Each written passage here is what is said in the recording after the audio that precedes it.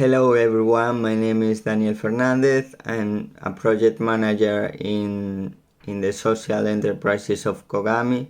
COGAMI is the Galician Confederation of People with Disabilities, and its main mission is to promote and work for inclusion for people with disabilities in all social areas.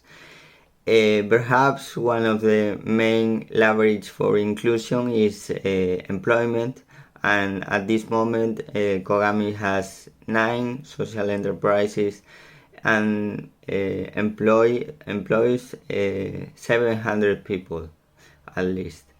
In these 9 social enterprises, 70%, at least 70% of the people that works there has disabilities.